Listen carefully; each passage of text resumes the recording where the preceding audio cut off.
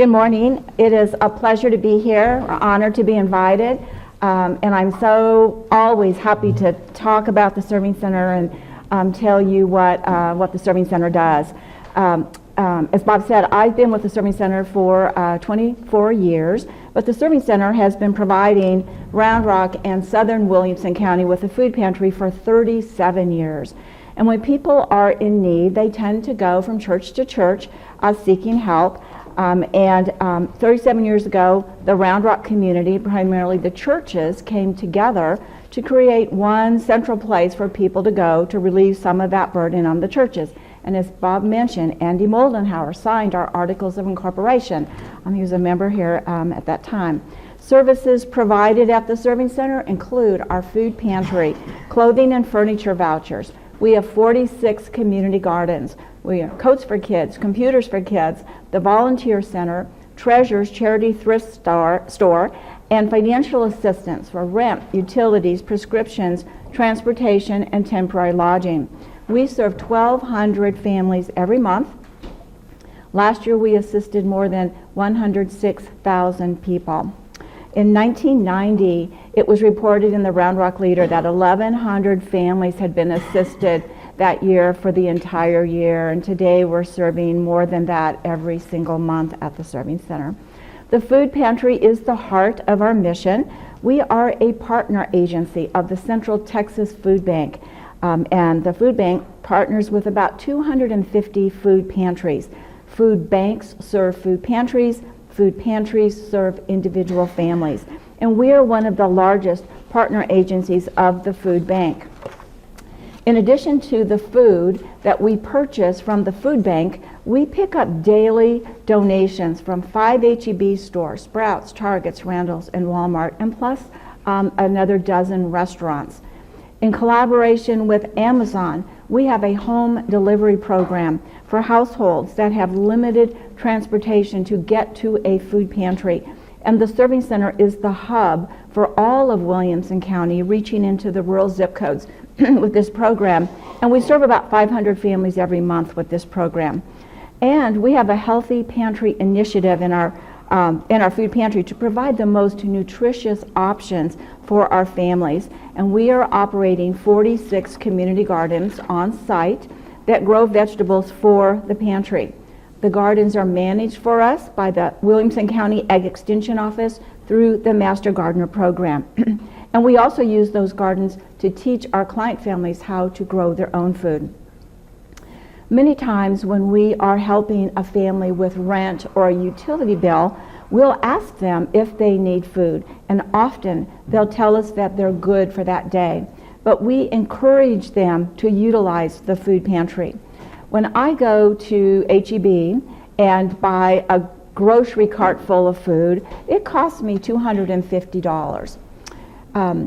The Serving Center's cost to fill an entire grocery cart full of food is $8. It doesn't cost our clients anything, but we want our clients to utilize the pantry and then save that $250 that they would spend at H-E-B and apply that toward their utility bill or to their rent. Through the Coats for Kids project, we are providing coats to students enrolled in the free and reduced lunch program of Round Rock ISD. We are a Microsoft refurbisher. We take donations of computers, refurbish them, and then we place them in homes where students don't have computers in Round Rock ISD and Hutto ISD. And we have a very successful title payday loan repayment program, and we work with First Texas Bank on that program.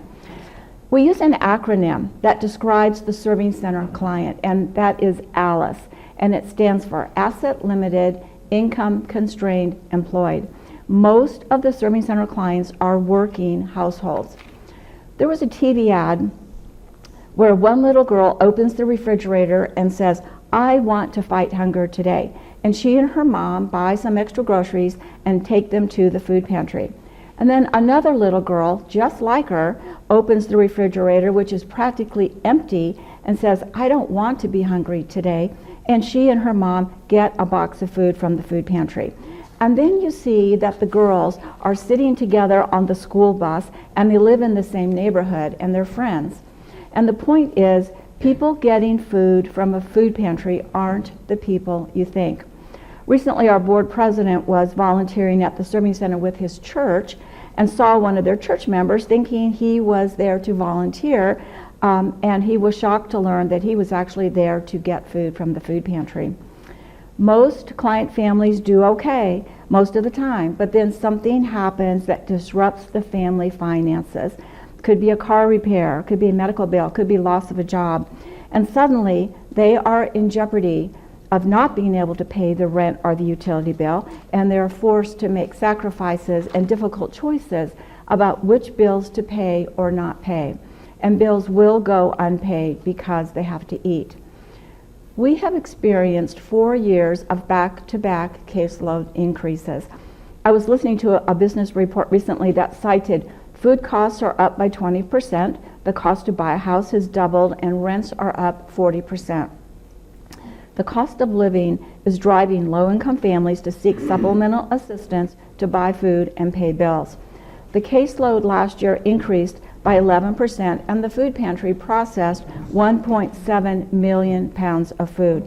The caseload in 2022 increased by 39%. In 2021, the caseload increased by 33%. And in 2020, the caseload jumped by 102% due to COVID. And during the pandemic, we were serving households who had never had to ask for help before. At this time, the cost of living is causing low-income working families to struggle to put food on the table.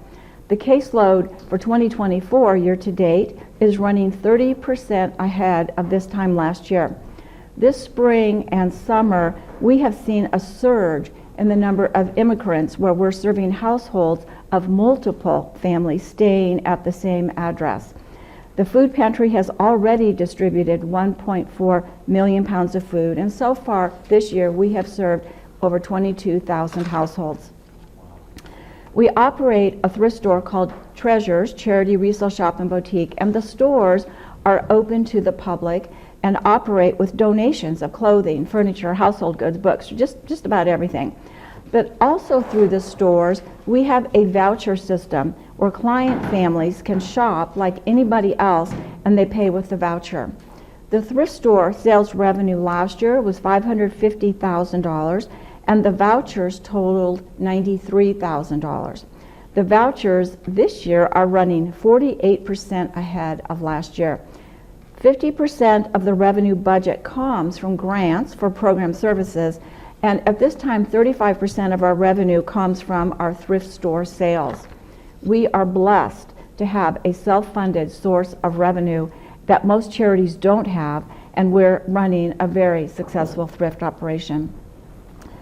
One of the things that makes the Serving Center unique is that we are predominantly staffed by volunteers.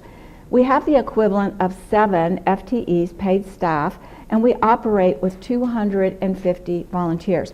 We'll have 25 to 40 volunteers in the building any given day to open the doors and run all of the programs.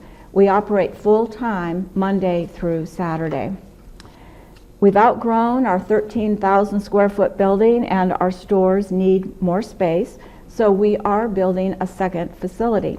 We purchased a vacant lot next to our property with a bequest from a volunteer of 33 years, and we launched a capital campaign in June of 2022. We met our $7 million goal in June of 2024, and we expect to start construction in the next 5 to 6 weeks. The plan is to build a 16,000 square foot thrift store. The new facility will house the stores as well as a larger donation receiving area. The projected annual sales revenue is $1 million, and this opportunity to grow our thrift store sales will make a greater and more significant impact for our clients by enabling us to provide more assistance for rent and utilities. Development of the thrift store revenue will build the capacity and sustainability to increase our program services. And then in the existing building, we will move the food pantry into the space that will be vacated by the furniture store. That will double the size of our food pantry. We have a courtyard on the outside of that building, and that's where we will house our bread racks and our produce racks. And then in the space that will be vacated by our clothing store, we are adding offices for veteran services. With growing needs driven by the higher prices of groceries and the population growth of Central Texas, the Serving Center must provide more food and financial assistance for its neighbors. We give God the glory for everything that is accomplished at the Serving Center. We're very excited about the expansion of our facility and our services. I thank you for the opportunity to speak with you this morning.